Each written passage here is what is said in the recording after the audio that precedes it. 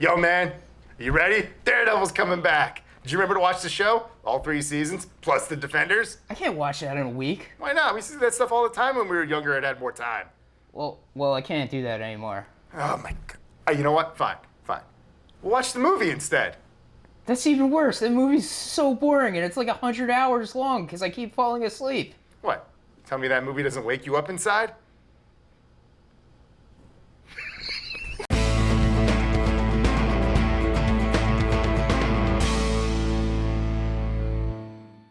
Welcome back to the Out of Touch podcast. I'm Chris, that's Bill, and this week we are watching Daredevil, the original movie from the 2000s. Not sure what year in the 2000s. I want to say 2003? Maybe? Yeah. I know its spin-off was 05, so this has to be at least 03-ish? Yeah. Because there's no way it would be 02, because that was when Spider-Man came out, and this movie doesn't get made without Spider-Man, I think. Definitely not. So, Bill, what did you think of Daredevil, the movie? I mean, it's the first time I've watched this movie in like a decade. This might be the first time I actually watched the director's cut, because I'm not sure what version I saw before. I don't know if it was the theatrical cut or the director's cut or some weird version on FX with all the deleted scenes put into the theatrical cut. I have no fucking idea. This is the first time I've seen the director's cut. I've probably seen the theatrical cut quite a few times. I'm not sure how many times, but I remember really liking this movie when I was younger. I even went to go see it in the movie theaters because I had a friend that, oddly enough, Daredevil was his favorite superhero. I don't know how that became a thing because we were in elementary school, but I guess he just thought he looked cool. Yeah, other than having a toy or some comics, the only way you would have seen Daredevil back then was in 2 episodes of the original Spider-Man cartoon. And if by chance, sheer chance, you saw one of the Incredible Hulk TV movies. Yeah, I think he was also in the Fantastic Four cartoon. Probably. But definitely the original Spider-Man cartoon was my introduction to Daredevil. I'm not sure when I first heard of Daredevil. It might have been when this movie came out, I'm not going to lie. Or it might have been when I read about how the Ninja Turtles were created. It's like, they ripped off Marvel superhero Daredevil. You're like, who the hell is this Red Batman? But anyway, so what do you think of Daredevil starring Ben Affleck? Well, it's sporadically good. I will say the beginning of the movie is really good. In fact, I was really almost wow, this movie's really good. I'm like, man, this is kind of underrated. And then a lecture shows up and you're like, oh, never mind. Good Lord, that playground fight. It's really weird. She really brings down the movie, and it's not even, I can't even say it's her performance. It's just like the weird crap they have them do. Yeah, that's really what it is. It's like a writing thing. You know what's crazy? Is there's a weird, similar, stupid, meet cute in a park situation in the Catwoman movie. There is, with the basketball. Yes. Wow. Fucking hell, awful comic book movies from the mid-2000s. It's odd. Well, I guess we don't really need to do the synopsis of Daredevil. It's Daredevil. Yeah. Did you see the Daredevil show? They do some of the same shit. He's a superhero who lost his eyesight as a young boy and fights crime now. And Kingpin. There's Kingpin. He's doing stuff. This time he's played by Michael Clark Duncan. Which is actually really awesome. I mean, I remember reading that the director said he cast Michael Clark Duncan because at the time he was the best actor that fit Fisk's gigantic, imposing nature. And I'm like, yeah, that makes sense because that man was huge. He is huge, yeah. Was. He's no longer with us, unfortunately, which is a shame. He was a great actor. Yeah, that sucks. Yeah. But, yeah, I guess we'll go through some things in the movie, but there is one thing at the very beginning of the movie I have to bring your attention to. What's that? So Matt Murdock is blind. Yes. So how did he draw that DD in gasoline perfectly on the street on that subway station? He paid a crackhead. Okay. That's one thing that bothers me in the movie because they really, I guess more or less really try to, take him being blind kind of seriously in the movie, but then there's he left his calling card and I'm like, how? How does he do that? You know what? Maybe he just kept hitting a thing for his echolocation. He's like, oh, well, damn, I can't see. A little bit more. Either that Took or like 45 minutes to do that. either that or there's just like a bunch of ones all over the station, and then they light the wrong one on fire, and it's just like a squiggly line, and they're like, It took him like 9 tries to get it right. yeah, I don't know. But besides that, this movie actually has a lot of like really awesome things in it. I think the Daredevil suit actually does look pretty good in this movie. It's red. It seems okay. I know it's like probably pretty uncomfortable to wear in real life because it's like all leather. Yeah, it's leather pants, leather jacket, leather mask. Yeah. Ben Affleck must have sweat his ass off. But then he wore the bat suit like a decade later. It was like, I missed that Daredevil suit. Yeah. I think the suit looks pretty good. Mainly, I think like the eyes are pretty cool in the suit. I almost like the way the eyes look a little bit more than like the modern Daredevil suit and like the Netflix show. Because I feel like those eyes were kind of always inconsistent to me. Well, they put more emphasis on the blankness of his eyes in this. Yeah. But what are some cool aspects of this movie you want to start with? I mean, right from the get-go, they really emphasized the Billy Club, which is pretty neat. Yeah. He's got like cool like ropes and shit that shoot out of it and everything. For some reason, he makes it turn into his walking stick, which I feel was very stupid of him. I guess, but maybe convenient. Maybe wears his Daredevil outfit underneath his like lawyer clothes. Good lord, So he must smell so bad. maybe smell like burnt leather and blood. I do like the touch, and we see it like pretty early on that he sleeps in like one of those like noise deprivation tank kind of things. Yeah. Which, yeah, considering that, especially in this, his hearing is like borderline Superman good, Yeah. and he's just like, I need silence. Yeah. There's even that weird part, and I don't think it's in the theatrical cut, where like as he's going to bed, he just hears some woman getting murdered, and he's just like, I can't. I'm in so much pain. Yeah.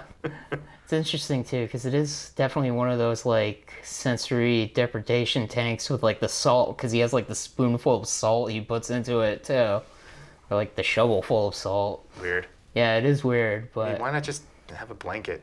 I don't know. You don't need the water. It's attention to detail, I guess. But there's a lot of things in this movie I like though.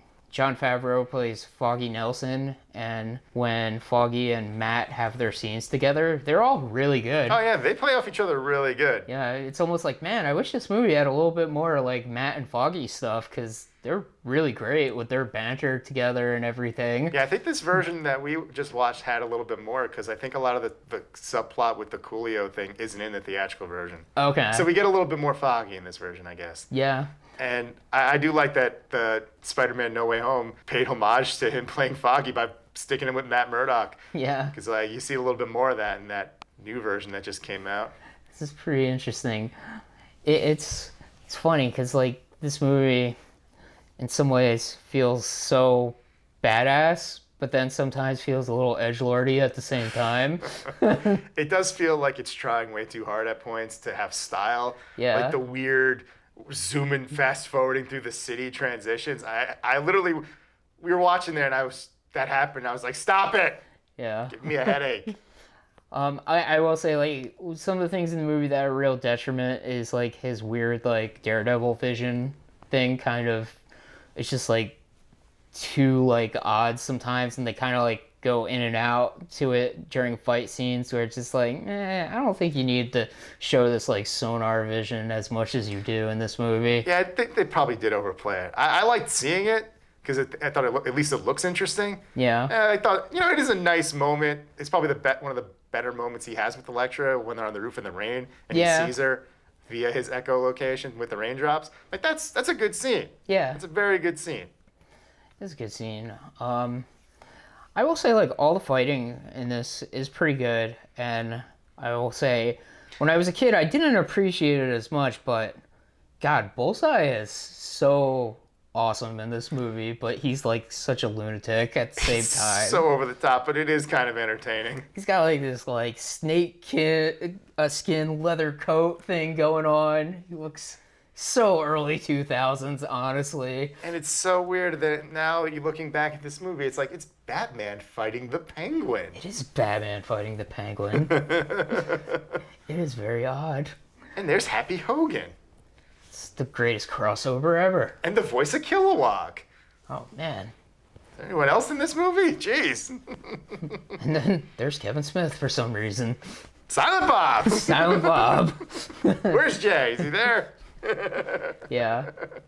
It's funny, too, because, like, it's kind of obvious, but as I was watching this, the thing that shocked me the most was just like, hey, all the characters from the TV show were in the movie. Yeah, they pretty much all are. I know, it's like shocking, because I don't know why, I just don't even remember. I just remember Daredevil, Kingpin, Bullseye, Elektra. That's kind of it. And then... Well, to be fair, you know, they're not... Most of them are very minor, like, Karen's in it. Yeah. She's got like 3 lines. Yeah. You get Foggy. You get that bar they talk about in the show, Josie's, which is very different in the movie. We got... It's Barker Bar. You know, Kingpin's got his assistant Wesley. Exactly. I think that shocked me the most, where I was like, oh my god, Wesley's actually a character from the comics, I guess? I would assume. Yeah. You know, we got Ben Ulrich. Yeah. Also not working for the Daily Bugle because of rights issues. Indeed. He works for the New York Post in this version. And I'm assuming he worked for, I don't know, Fictional Paper 105 in the Netflix show. Yeah, I don't remember what he worked for in the Netflix show. I'm just taking a shot in the dark. We got us some news.net. I'd say, like, one of the only major characters that we didn't see was, like, Vanessa. Yeah, that's true. They don't really kind of go into, like, Kingpin that much. Backstory, he's sort of just, like, the ominous, you know, puppet master behind the scenes throughout the movie, who's also a psycho that just, like, kills 2 of his, like, guards for no reason in his opening scene. I thought the reason was one of them, like, talked, and he was like, I'm just going to kill both of them just be sure. Oh, okay. Yeah, I guess that's it. Yeah. He didn't know which one, so he killed both of them. Because he's this fucking madman. Yeah, he's a psycho. And he's, like, huge and intimidating. God, his voice. So good, though. Such good voice. Oh, yeah. But... And that man... Put that man in that, like, white suit, that cane, cigar in his mouth. I'm fucking scared.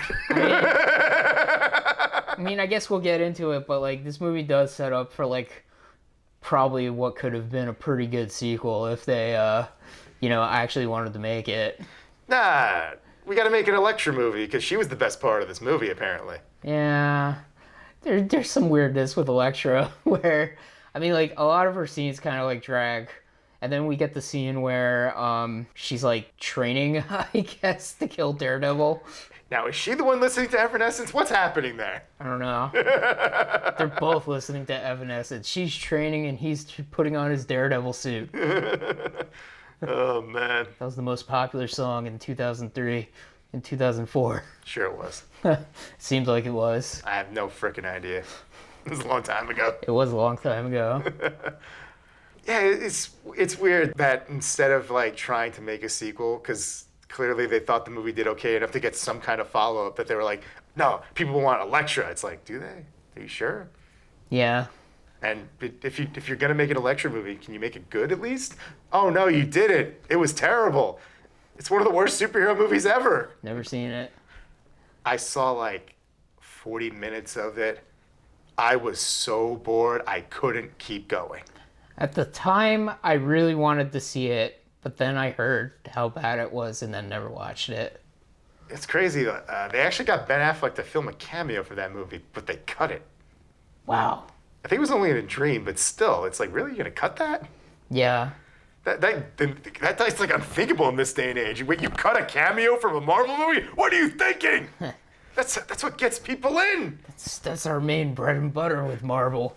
Cameos. That's all people care about these days. They want to know who's cameoing in somebody else's thing. They should just make a movie that's nothing but cameos. Oh wait, they did. It's called Doctor Strange. No, that's what people thought it was going to be. And they were mad that it wasn't. That's right. I should know. We reviewed that movie. Find it down below. Yeah, overall though, I think I still do like this movie, even though it does have some, like, parts that, like, drag a little bit. It's got some ropey CGI stuff. Yeah. Some of his jumping around stuff. It's like, you're trying to be Spider-Man. Daredevil's not Spider-Man. I mean, there's a lot of trying to be Spider-Man in this movie. You think? Like, I mean, you brought it up while we were watching it, where he's, like, swinging around the city, and it's just like, yep. And then, like, you know, what you mentioned before, the, Elektra in the rain thing. It's just like, man, that's like a Spider-Man thing too, Yeah, with it's like Mary Jane in the rain. Yeah, they were doing like their version of the upside down kiss. Yeah. Hell, when he gets the chemicals in his eyes as a kid, we smash cut inside his eyes and we see something happening. Yeah, it's like Just- DNA being altered, or the veins in his like eye stems. It's like he's getting blinded but also empowered. The Yeah. same way that the spider bite in the first Spider-Man movie. Yeah. It's the exact same thing. Plus, this is that same era of the like elaborate opening title scenes. Yeah, I do like the touch that everybody's name pops up in Braille first. That's kind of a neat touch. that is cool. That's it's fun. We have elaborate ending scenes now. Yeah, they just basically we still do that. We do it at the end though, Yeah. because we want everyone to like take a breath after the movie, and then as soon as that's done, we throw in a scene. Yeah. And then we throw in the regular credits that you're gonna talk over and ignore the underappreciated, and underpaid, and overworked visual effects artists, and then we'll throw a boner joke or some bullshit. That's how it's done now. Yes. And I wouldn't have it any other way. Could you imagine a Marvel movie like that coming out like this that doesn't have a post-credit scene or anything like that? Though it still has plenty of sequel looks, like you mentioned. Yeah, it has more than I thought. They tease Elektra still being alive. Kingpin finds out Daredevil's real identity. Bullseye's in like a body cast, but he's still alive and he'll want Yeah. revenge. No follow-up. No. None of that. Oh, except the Elektra being alive thing. We got that followed up on. Yeah. Though I guess if you want to count it, Kingpin went on to fight Spider-Man, kind of, Which is cool. in a cartoon. It's cool. It's so weird that they were able to do that, though, in that Spider-Man cartoon, because there was this know. CGI Spider-Man cartoon that probably nobody freaking remembers because it was not for one season and it aired on MTV. Yeah, that And was weird. Weirder still is I remember only ever being able to find that on in the middle of the night. Me too. Weird. Yeah. No wonder that show failed. I mean, they were very weird about stuff in the early 2000s. It seemed like anything good you wanted to watch was on very late at night for some reason. It's like all the cool shows are on like super late when your parents go to bed. But either way, Kingpin showed up in that show, and it was voiced by Michael Clark Duncan. Therefore, connecting the universes, It's canon. sort of. Sort of. It's canon to that version of Spider-Man. Yeah, The weird offshoot from the movies that went in a different direction. that's right. Because in the CGI animated cartoon, I think they originally were like, oh, it's like part of the movie universe, but all the characters look completely different and whatever. Maybe the lizard showed up. I don't remember. Yeah. But it got canned after one season, so don't worry about it. Yeah. And I guess, you can go and try to watch it if you want to watch some early 2000s television CGI. I'm pretty sure it might be on Disney Plus. No, because it was made by Sony. Was it? I think so. Because Spectacular Spider-Man was made by Sony, and that's on Disney Plus. No, it's not. Is it? No. I could have swore it was. That'd be news to me if it was. Wow. Then I don't know shit. Don't listen to me. Yeah. I mean, they did release it on DVD, so it's not like it's unavailable. You could track down. You could see this. It's not locked away in a vault like a Batgirl movie or something like that. Man. Yeah. But I guess, I don't know. I think we should mention some things that, I thought were pretty good. Like, all the Bullseye stuff. Him just getting annoyed at an old lady and murdering her with a peanut on a plane is, ridiculous. Insane. And then when Daredevil and Bullseye fight each other, it's kind of like a weird, setting where they're fighting on top of, a pipe organ through the pipes. I'm like, this is kind of really interesting and weird. And also it's like, oh yeah, by the way, Daredevil has the same weakness as Venom. He's weak to sound for some reason. Because it's loud. Because, yeah, he has super hearing. So Superman, that wouldn't stop him. That's But I guess he doesn't have normal fragile human eardrums that are like, ah! So Yeah. much pain. I don't know, Superman's invincible. They do take a lot of sporadic imagery from the comics, like the shot of Daredevil on the cross, Yeah. the shot of Bullseye stabbing Elektra right through the chest with a size right from the comics. That's cool touches, especially for when this movie was made. Yeah, especially because this was still that era where it's like, look, maybe one person looked like how they did in the comics, but nobody else. Yeah. Because Daredevil, as good as you could get for the time. Bullseye, no. I feel like with Bullseye, they were like, we're not gonna make him look like the way he looks in the comic because he looks stupid. But then they like made him like unintentionally look stupider by having like the bullseye carved in his head instead Yeah. of being on like a mask. I- Like that's a bad idea. Yeah. It's also possible that they realized that, like, if Bullseye was in his comic book outfit and he was fighting Daredevil, that maybe it'd be a little too hard to tell them apart. Yeah, I guess that might be a So at least case. it's like we have guy in red mask, bald guy. Yeah. So I guess on that level, if they were thinking that at all, okay. But that's some Jared Leto Joker bullshit right They there. should have just had like the bullseye symbol on his like ski cap. Sure. Like, And then you know what? Maybe he gets hit in the head a couple times. He's like, you know what? I need something proper, and he puts on the mask. what doesn't he say to Kingpin at one point? I want a costume. Yeah, they should have just gave him a costume. I know they set it up. I know. But I think that was just a cheap nod. You're like, It's like the yellow spandex line in X-Men. Yeah. It's like, kind of set yourself up for it. Could Yeah. have just done it. But whatever. It's okay. Maybe we'll see him in something in Daredevil Born Again if he shows up. Yeah, I guess there is a version of Bullseye in the... Well, I'm confused because Born Again's not connected to the Netflix show, even though it has all the same people. I'm gonna say soft reboot, broad strokes.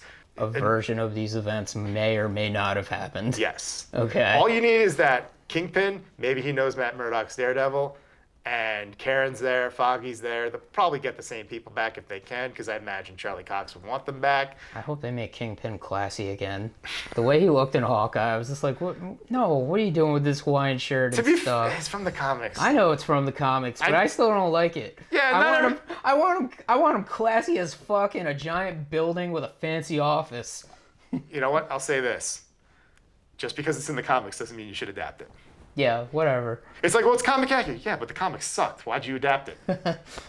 I'm used to the two versions of Kingpin I've seen before that, where they're super classy. They have a super fancy office. Maybe this version of Kingpin's office was a little too fancy. A lot of glass everywhere and This movie's very water and stylized. stuff. Yeah, They needed to get the rain so Daredevil could see him. that's right. Because even though he's supposed to be able to use his like sonar powers at the end of the day, being able to see is better. I don't know what that says, but That says, fuck you, guy who's blind? I don't know. I don't know. It's a weird message, I guess. Yeah, I mean, Charlie Cox Daredevil didn't need any help to fight Kingpin. He just fought Kingpin. Did. And he did see what they call, I think, in Daredevil, like the world on fire. Yeah, Sometimes. we see it once. Yeah. And that was it. Because Yeah. we don't need to see it. No. We know he's blind, but he can see beyond that because Yeah. of his abilities. Yeah. He can catch a brick with his hands. He's supposed to be an awesome blind ninja Absolutely. with like maybe I don't know. I guess Charlie Cox Daredevil definitely does not have superpowers. He got like trained. He got beat up a lot. Yeah. To be And fair, everything. Ben Affleck, he doesn't really have. I guess maybe his hearing is a power. I mean, he like trained himself as a child to like fight and stuff because he like watched his dad and heard him fight, and then because of his heightened senses, he was able and like perfect balance, he was able to figure everything out on his own. I mean, him as a kid is actually pretty fun. Like he does a cool grind down some like rail into a pile of trash. I was like, yeah, 2000s. We're all about that.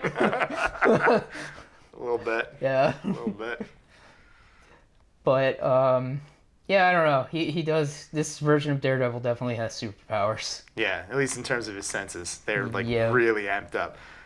I mean, the Netflix version, it was downplayed, but he could hear pretty far. But they never like emphasized it as much as this does, where he's just like, I can hear everything. Yeah, it was a little more like believable. Like Like he had a really good insane range, but it wasn't like I can hear the entire city. yeah, because like I think in the Netflix version he'd be like he could like if he was close enough to you he could like hear your heartbeat and he could like smell pretty good and stuff like that if he's like close enough to a person. But this version is just like, I heard the police radios. They'll be here in 10 minutes. Well, I do remember in the show that he like could hear something happening in a nearby apartment. Okay. Yeah, so like he has that well of range. I don't think he's hearing anything from downtown. Right. He's just like, there's a distress call in Yonkers. It's just like, but you're in Hell's Kitchen. It's like, to Yonkers. We gotta go, come on! Yeah. Daredevil away! This is that weird era of superhero movies. It is. The dawn of the pre-MCU Marvel movies where they were like shooting out every character they could, regardless of quality or consequences. It's right when they were like riding that line of like trying to adapt the superhero movies to be what they actually are, but still at the same time trying to like think like, whoa, we'll make it cooler. There's definitely some of that in this movie. Yeah, because that's kind of like the impression I like see with like a lot of these early 2000s movies. It's just like everybody likes superheroes, but like superheroes are lame, but we can make them better. We'll put them in badass leather. Yeah. And Elektra, she's gonna be wearing leather too. And her size, they're gonna be blades. They are blades. That's right. Yeah, I don't know. It's a weird era of superhero movies that is mostly gone, I guess. I mean, Sony's been trying so hard to bring it back. So I'm told. Oh my goodness, they're making that freaking movie about Craven, and then that other weird one about Madam Web. Yeah. Who? Why? You own, like, you have Spider-Gwen, right? It's like a super popular version of, Spider-Girl. Just make that if you can. Instead, you're gonna do Madam Web. Yes. I don't know, and it has some time travel plot, maybe. I don't know. Also, Craven. Yeah. He loves animals, apparently. I wonder how he ends up wearing that giant lion on his, like, torso. He's gonna kill a lion in its sleep. He's gonna walk up to it as it's sleeping and slit its throat. Man. I don't know. Those movies. But... I wash my hands of it. I'll see Venom 3, but, yeah, I guess they will make that. And I'll probably enjoy that. But anything else you want to say about Daredevil? Stan Lee's cameo was fun. It was fun. I miss that guy. Me too. Now I'm sad. 100 years. Yeah. 100th birthday's coming up, apparently. Wow. Yeah. It's cool. Yeah. But yeah, it's... I guess this is a worse superhero movie than Batman vs. Superman, but I can't exactly say it was an upgrade for Ben Affleck. I like this movie still. I don't know why. Maybe it's some nostalgia. It's a time capsule of the early 2000s in a lot of ways. Like, I like Daredevil as a character. And there's stuff in this movie I do like. I think Ben Affleck is fine. I like his relationship with Foggy. Yeah. I think Michael Clark Duncan was a solid Kingpin. He's intimidating. He's cool. He's on a flick a switch. He can turn into a psycho, which is really good for Kingpin. They set this movie up for like what possibly could have been a great sequel. Which we've seen that version of that story in the show, thankfully. Now we have. Yeah. I guess maybe it was a combination of, was this really as good as we wanted it to be in the box office? Ben Affleck maybe doesn't really want to do it because maybe he wasn't signed for a multi-picture deal. I don't know. It's probably before that stuff even like happened. Who knows? I mean, it probably wasn't as common as it is now. I don't know. Yeah. Maybe they were all just like, no, we'll do it. We'll do it. Well, maybe we won't. Let's do something else. Oh, the rights are going to expire next week? Screw it. That's right, because this was one of the things that Fox originally owned. Yes, this is a 20th Century Fox movie. And they were in the middle of in pre-production of another Daredevil movie. They had gotten a pitch that they really liked, and they wanted to do it, and they asked for extension from Marvel, and Marvel's like, sure, give us back Silver Surfer and Galactus. And they were like, fuck you! We don't want Daredevil. That's insane. So they let the Daredevil rights lapse. Marvel got him back. They made an amazing show with Netflix, and Fox made a really shitty Fantastic Four movie. And we never saw Silver Surfer and Galactus. And then Disney bought Fox. That's right. And got it all back anyway. Yeah. Well, I guess we won't see any of these type of Marvel movies except by Sony Yep. ever again. Okay. You're Kevin Feige. Do you try to get Ben Affleck for Secret Wars? Oh man, that would be interesting, honestly. I think if I was him, I would try harder to get like Jessica Alba and that other guy from Fantastic Four. I'd just be like, Chris Evans, you're playing Captain America and Human Torch. That'd be awesome. Michael Chiklis, you're the thing again. Get in that rubber suit. No! It's gonna be, I was just gonna say, he's like, is it gonna be CGI? Nope. Get in there. Well, he wanted that. Yeah. He asked for that, remember? That's true, he did. He didn't want it to be a CGI thing. He wanted to be in that suit. And I think it does look good still. Because you know what? Early 2000 CGI would look terrible. Yeah. They made the right call. They It's not the definitely did. best design for the thing, but He just needed better eyebrows. yeah, probably. Yeah. But, practical over bad 2000s, early 2000s CGI that would have aged poorly. Because it Yeah. probably would He have. probably would have looked like The Rock from the Scorpion King, Yeah. I mean, maybe because he was a rock man, it would look a little better than that. maybe. At least with Silver Surfer, he's supposed to be all shiny and weird. So that Works. actually aged pretty well. Yeah. I don't know. Who knows what they'll actually do for Secret Wars. That's so far away, and I give so little fucks about those Avengers movies coming up for some reason. That could change, though. But right now, I'm just like, I'm tired. I don't feel like watching all this stuff anymore. It's too much. Yeah, That's why we ended up watching this for some reason. indeed. But hey, original Daredevil starring Ben Affleck. It's a pretty good watch. But It's a fascinating watch. I don't know if it's good. I didn't hate it. I don't hate it. It's fascinating. I should try watching the theatrical cut again as a comparison at Yeah. some point. That's the version I remember, and this was a little different. Yeah, I think there's less Elektra in Well, it. I still like this movie. And yeah, I guess we'll see more Daredevil soon. Very soon. Indeed. You think he bangs She-Hulk?